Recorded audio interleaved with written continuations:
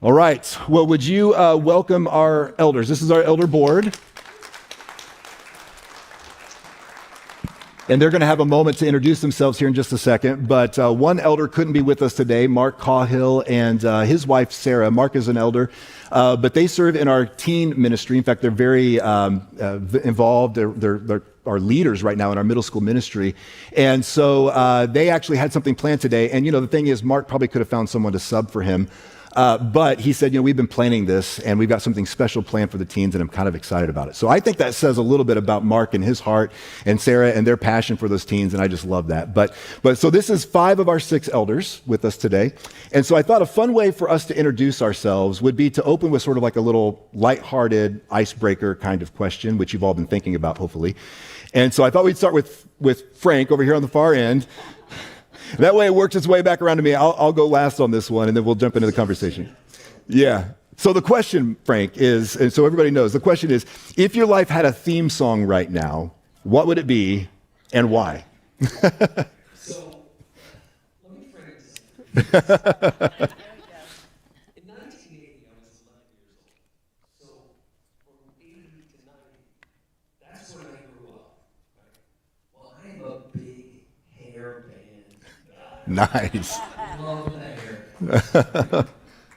So when you think about the 80s, naturally you think about Bon Jovi. A Jersey guy. Right? Yeah. Exactly. So and this is a love series, right?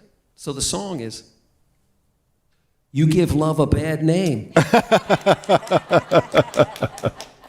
And then I thought, all right, well, that's not really appropriate. I thought about a couple of other things, and I was thinking, no, I'm not going to mention any of that, because then they'll be like, take his elder card, lock him up, and get him medicine. So my song, 80s, Ozzy Osbourne, The Crazy Train.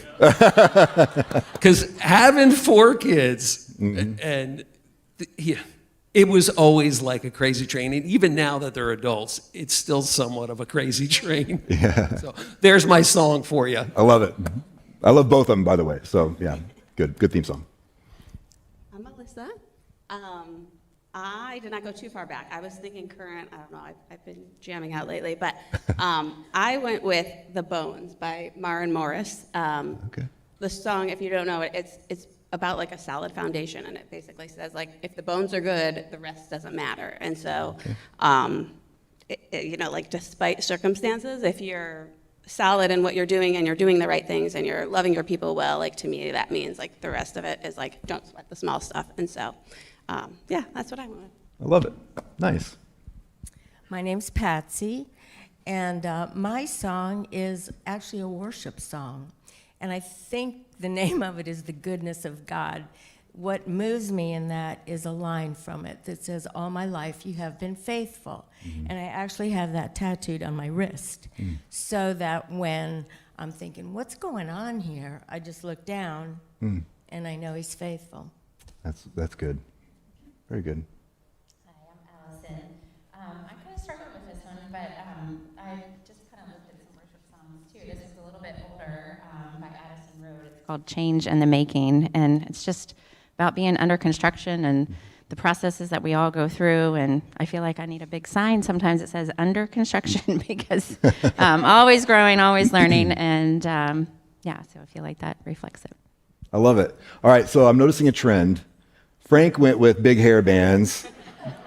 The ladies all had these like deep, great theme songs. Now you know who the Holy Bunch is. Yeah. On the group. Well, I'm kind of on the same page with you, Frank. I didn't go too deep on this one. My theme song would be a song by Bob Marley called "So Much Things to Say," which I think is a perfect theme song for my life right now, just because, first of all, it's reggae, which I think is fun. Whoops, I'm dropping clipboards. And also because I feel like I'm just always talking. I mean, even this morning, I feel like I keep talking. So anyway, so much things. I shared that with Amanda last night. She was like, yeah, that's perfect because you've always got so much things to say. So anyway, great theme songs. Thanks for letting us get to know you all a little bit better. And so I want to dive into the conversation because, of course, as we're talking about the whole idea of loving well, one of the things that, one of the natural applications that flows out of this is in one of our relationships, maybe our most important relationships for a lot of us, is in our marriage. So I want to speak to this and just invite some of you to speak to this, really, because in your marriage, what has loving well looked like over the years? And what are some things that you've learned together to help strengthen that relationship? So, in other words, how have you learned to love your spouse well and keep that relationship healthy and growing? You want me to go first? Sure. Okay, I'll go first. Well, Dan and I were almost 40 when we got married, and we were a blended family. We had kids from the age of 9 to 20, and so it was somewhat chaotic, so you can imagine what the next 40 years look like, because that's how long we've been married.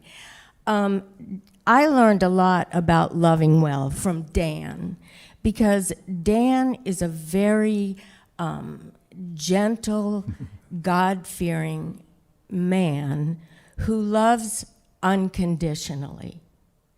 Me, not so much. You have to slay a dragon or something for me, which he has slain a lot of dragons for me. I've never felt like I was very good in relationships, and so our marriage has looked like the stock market kind. It goes up and down, but over time it always goes up. How do we keep the marriage healthy and growing? Well, the one example that comes to my mind is that, and we've talked about this, is that people have a tendency to treat other people, especially those they love, the way they want to be treated. And that's not always what's needed there. For example, when we're in crisis mode, I need to be left alone. You just have to leave me alone, let me process this and get over it. Dan likes to be held. He likes to be somewhat consoled. And so what's happened is, I hope I can articulate this, is that when I'm in crisis mode, he wants to come and hold me. Sorry, guys, this is not going to work. I don't need that thing. He wants to hold me, and I'm like, no.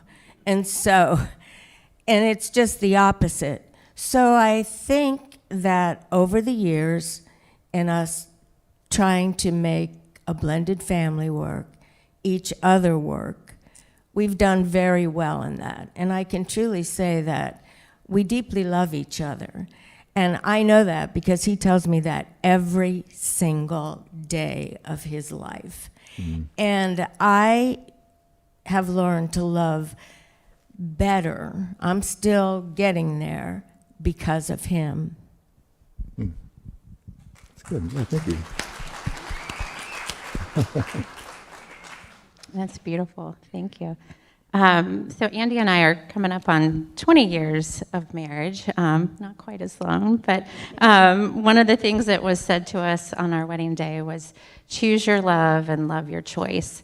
And that's something that we've just gone back to time and time again, that love truly is a choice. And I think in the beginning, we spent a lot of time trying to figure out, are we marrying the right person? And is all this right? And I feel like looking back, that was the easy part. The challenging part is, carrying that out day to day. And I feel like Andy does a better job, like you're saying, than I do with this sometimes.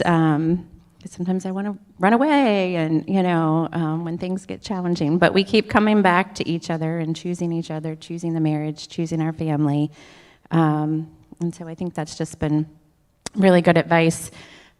We've sought out marriage retreats and conferences before, and I feel like anytime we've done that, we've just kind of come away with some new skills or just a renewed sense of, why we are together. And then just trying to carve out time for each other. Early on, that was more date nights and trips. Now with an elementary and middle schooler, sometimes it's a quick lunch, sometimes it's a walk around the block, sometimes it's sitting on the couch watching the same show together because we're so tired. But just trying to choose, carve out that time and say that we're still choosing each other to be together and be in this. So. Yeah. But the whole date night thing, that is so huge. I mean, that's one thing I would tell any married couple. Like, don't sacrifice your date nights, even if it is just watching a show together and doing some nachos or something for dinner, you know. That is so important. That's been so important to Amanda and I. You said something, both of you, you kind of hinted on some things that made me think of the 5 love languages. Are you guys familiar with that framework at all? And you know, the whole notion that some of us, we speak love, we receive love differently than others. You know, my love language, typically guys, are physical touch. No surprise there. And women may not be so much. And that's kind of how it is with Amanda and I. I need to know her love language so that I can speak that to her. She needs to know my love language so that any of you have more experience with that. I mean, I'm just kind of scratching the surface and kind of throwing this out there.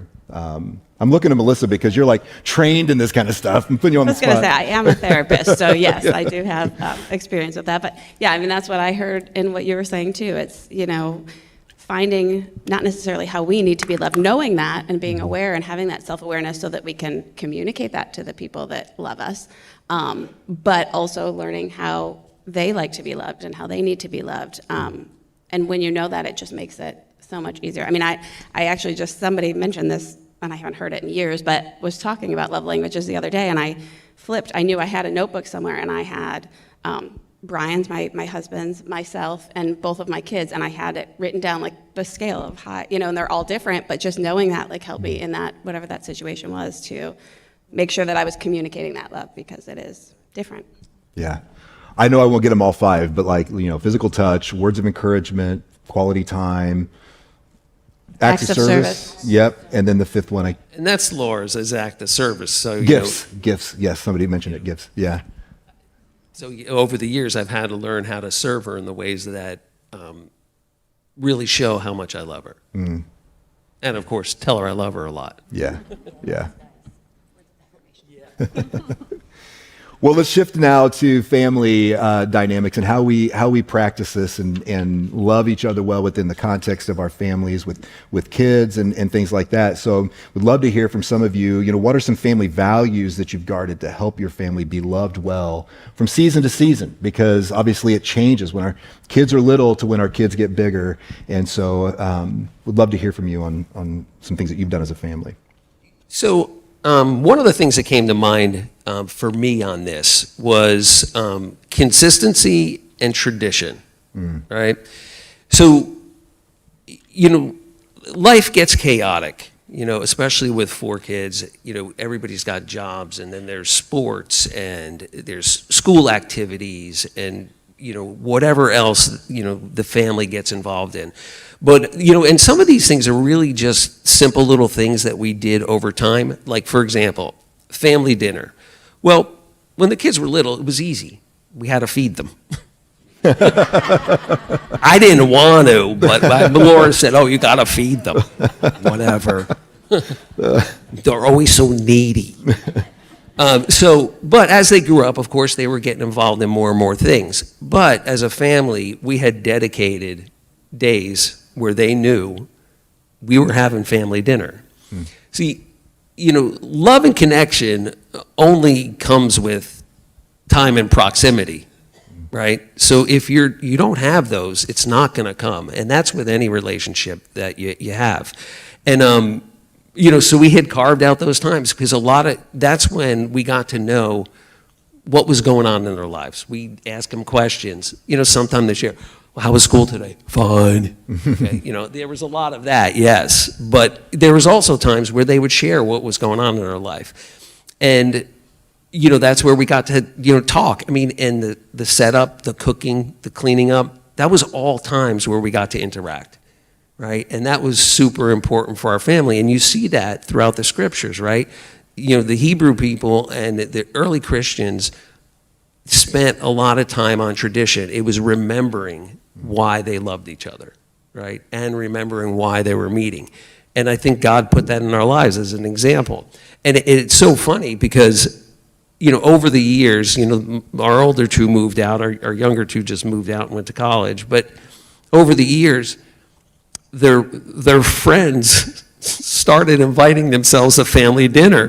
They'd be like, hey, can I come to family dinner? I'm like, I just got rid of kids to feed. I'm getting more kids. I'm like, yeah, sure, fine. So like we've had their friends start coming over to family dinner.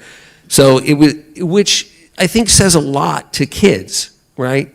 It builds that loving consistency in the house. And, there's been other things, and you could do simple little things like, over the years, we would watch shows, streaming shows with the kids.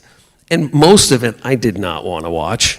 However, I did want to know what they were watching, right? So it gave me the opportunity to speak into their lives about what they were watching, or for them to have conversations with us about real world topics that they didn't necessarily understand as, middle schoolers or high schoolers or whatever.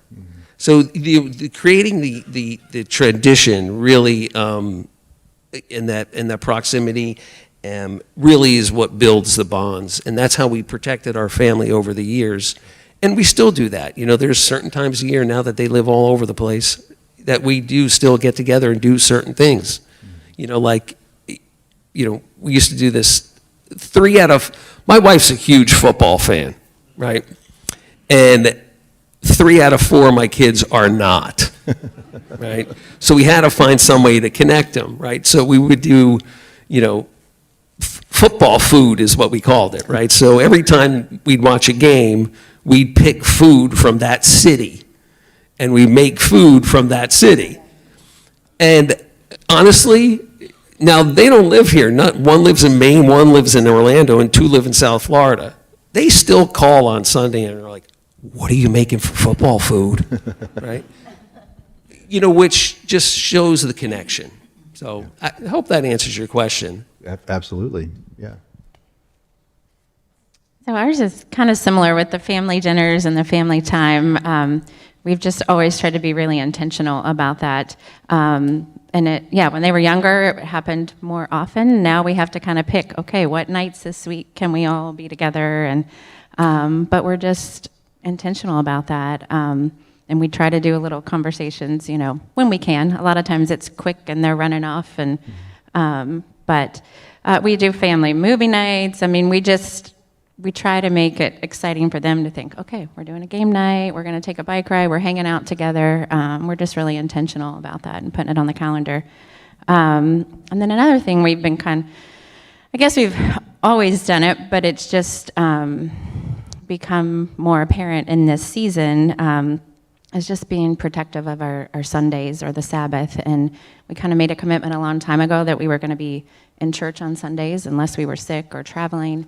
And so we really try to make that happen. And we've tried to not commit to ongoing things, on Sundays so that we can rest and have family time. And I know that changes in different seasons. We're figuring out different rhythms for that. But we try to be protective of that time. And it just leads us, another thing, we kind of make just decisions around those things. So sometimes we're saying no to more things because of family time or because of Sunday. But we've learned to get a little bit more confident in our yeses and nos in terms of what we'll commit to. Yeah. So. Those are both really good. Family dinners, and then when sports start up, kids start working, gosh, they get older and it just gets harder and harder. That's one thing that we really struggled with. We struggled with that consistency like you guys talked about. So, but it is so important. So how, I want to shift gears a little bit, still talking about family, but I want to look at it now from the perspective of someone who might be single, someone who's maybe single again, a single parent, because again, in a different season, different circumstances that we find ourselves, how we apply this to our lives and to our relationships starts to look different. So I know a few of you can speak to that specifically. So how how do we love well in that season when either as a single again, or single parent? All of the above. Well, I really wanted to speak into this one because I was a single parent, and those kids that were 9 to 20, well, they're now 50 to 61. But the 3 biological children that were my own, I raised them pretty much by myself when they were 1, 4, and 7. And it was very, very difficult. And as I'm sure you've heard in my story about Dan, my love language is acts of service. So to me, providing was the big deal. I was very fortunate. I had my mother in my life, so she took care of my children. But I worked sometimes 3 jobs just to keep things going. There was no child support. It was very, very tough. So all that being said, I wanted to make sure that my kids didn't do without anything. I wanted them to be like other kids. But here's how it plays out. My oldest son, the 61-year-old, not too many years ago said, you know, Mom, we had things, but we didn't have you. And that really resonated with me. And I said, yeah, Doug, you know what? You're right, you didn't. I said, I played games with you here and there and did a lot with you, took you places, but yeah, you didn't have that connection that you should have had. And it was a difficult time, but I had a rewarding moment this last Wednesday night. My grandson, my oldest grandson, and his wife and 2 of their 3 children were at the house. And Allison was talking about keeping her house clean. She says, I can't keep this house clean. Every time I do something, there's junk everywhere again, these kids and blah, blah, blah. She said, but you know, Patsy, I remember you said something to me not too long ago. She said, because I was complaining about the same thing and that they want me to play with them. And I said, then play with them. I said, play, because you can get these other things back, but you can't get that one back. Mm-hmm. So that was meaningful to me. So that would be my advice to you. If you think you're doing it wrong, as long as you're there for them, you're not. Mm-hmm. Thank you. Yeah, and anybody want to jump in with more on that one before I? Okay. So I want to kind of springboard off that a little bit, and we're going to go into some deep waters here, because many of us in our community are walking through a season of loss. And so I just started thinking about this. And Patsy, I know you said you wanted to speak into this, and Melissa as well. But what does it look like? How does loving well, what does it look like in a season of loss? I'll go first so I don't cry. Or maybe I will. I don't know. I'm gonna approach it from 2 different angles. First, for those who don't know me, we lost my husband Brian 2 years ago, and it's been a lot, as you can imagine. But I found that I'm still required to love well during this time. I have 2 beautiful, amazing children, Eliana, who's 13, almost 14, and Braden, who's 16. And I still needed to show them love. And also, it was a season where I needed to receive love like I've never received love before. And so I just jotted down some notes. For me to be able to show up for others, I had to show up gently for myself. I had to have a whole lot of patience and grace. I had to let love and grief coexist. Like, there was no separation of, like, once I get over this grief, because, spoiler alert, you don't get over it. Mm-hmm. Spoiler alert, 10 years from now, it will still be there. Mm-hmm. But I had to find a way to grow around that and incorporate some good with the hard. I had to have patience with myself and others, and just have this knowing that love doesn't go away, it just changes form. Like, without that, without incorporating Brian still into our lives, without talking about him, without having, I guess, incorporating that into how I show up now. Instead of shutting down, I find ways to reconcile and use that to propel forward. And I think that shows up with how I show up for my kids. I try not to sweat the small stuff. I still do. I'm human. I still mess up frequently. But I also know what is important, and I know even if I get worked up, I know that we can work back down from it. So I would say just like continuing conversations, things like that. And then on the receiving side, like I have not had to receive love from others or help from others as much as I have these last 2 years. And so what's been the most meaningful for us was people that just show up. They show up consistently. They show up not trying to fix things, not trying to fix us, but just being there and being present.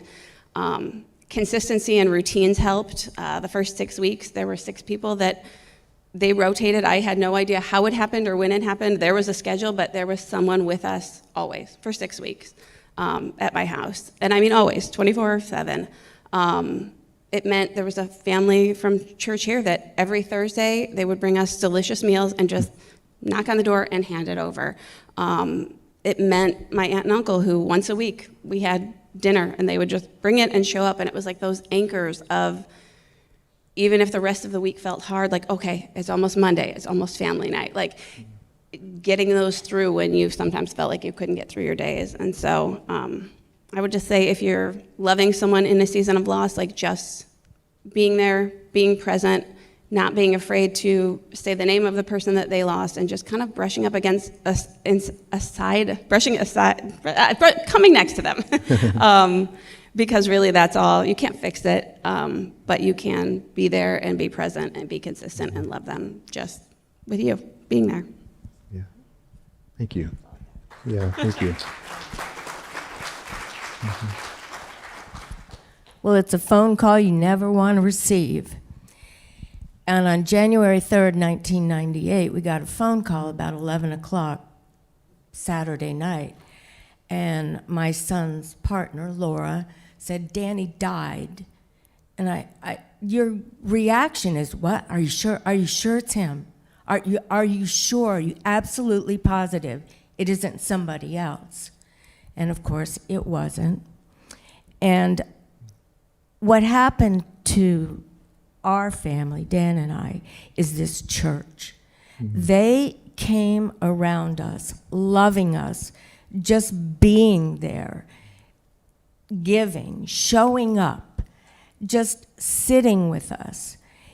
On that night, it also happened that at the time, I was the volunteer programming director here at Cypress, which means that I was responsible for everything that happened on this platform. Douglas and Jackie, our pastors, they were out of town. He was visiting his parents. And Dan and I just sat there looking at each other, and I said, there's church the next morning. So we called Michelle McKinney, who is one of our longest friends, and she said, I'm there. Mm. And Dan talked to Douglas by phone, but this church is what got us through. And Dan and I say to this day, I don't know how people without faith or without God in them, how they do it. You just move on, but you have to have that faith. You have to have God in your life.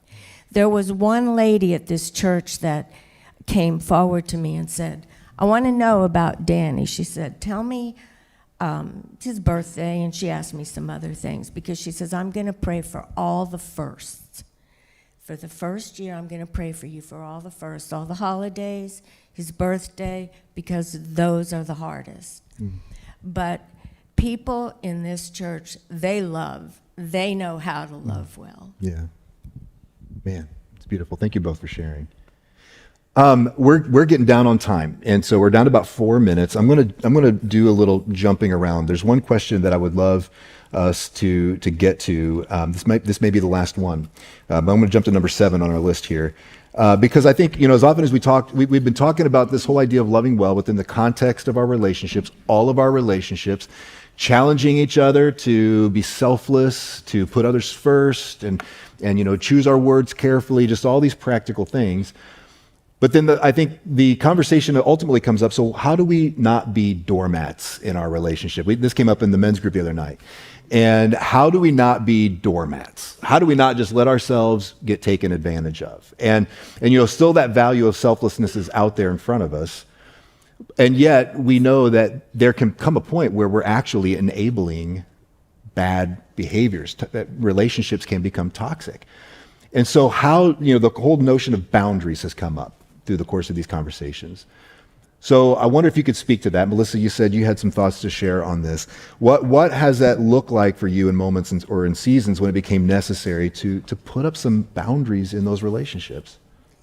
So for me, the last 2 years, I've never had to have boundaries as much as I did then the last 2 years because my capacity was diminished. And so I think a piece of that is self-awareness. You knowing yourself, knowing, like you said, what you need when you're in crisis. I think that's a big piece of it. Then communicating that to the people that you love. I think duality is a part of it. Like, two things can coexist at once. I can love someone deeply, and I can also need space to myself and need space from people. And I think getting comfortable and healthy with that and what it looks like. I think setting limits that honors my needs. Like, I know that I need some quiet time. I've created a space in my room that's like just quiet. It just helps me decompress when I need it. And sometimes things get escalated in my house. I have 2 teens. And so me being able to say, like, I just need a minute, and being able to pull that off, that helps me to be a better parent, a better human. Like, honoring my needs allows me to show up better for people. Also, boundaries of paying attention to, like, what drains me, what gives me energy, and then really choosing to protect my energy. Like, without those boundaries, like, we spill over and our needs aren't met. And then if we have nothing left to give, there's just not going to be a healthy relationship either way. Yeah. The whole notion of, like, make sure you put your mask on before you help someone put theirs on, kind of. Like and all easier said than done. Like, I'm not saying Yeah, I've had to the last 2 years, so not a lesson. Not how I wanted to learn the lesson, but like, it's been necessary for survival. But I was terrible at it 3 years ago and 4 years ago. So I don't know. Good luck. You can't give what you don't have, Yeah. right? Yeah. Yeah, that's a great way to put it. Well, can we just appreciate and thank our elders one more time?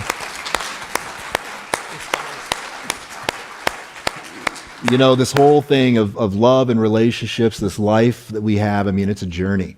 And we're learning together, we're growing together. And as has been said by, I think, everyone on this panel, that without Christ in the center of our lives, who really helps us and shows us what it looks like to love well, we can't truly love those in our lives the way that He has called us to love. And so it's just encouraging to hear from different life experiences and different perspectives, and hopefully you've gained some things that you can take with you.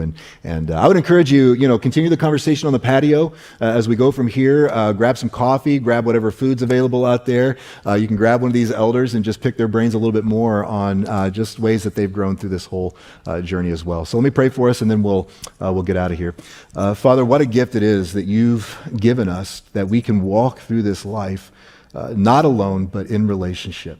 That we get the joy, the privilege of being connected to others in our families, in communities like we have right here at Cypress. And so, Father, would you just help us each and every step as we go from here? Help us to love well. Help us to put into practice the things that you teach us through your scriptures, even the things that maybe some of us have learned today just through the personal experiences that have been shared. Help us to take hold of these things, to learn from these things, and to put them into practice in our own lives. We love you, and we pray this in Jesus' name. Amen. Thank you, Cypress. We'll see you on the patio.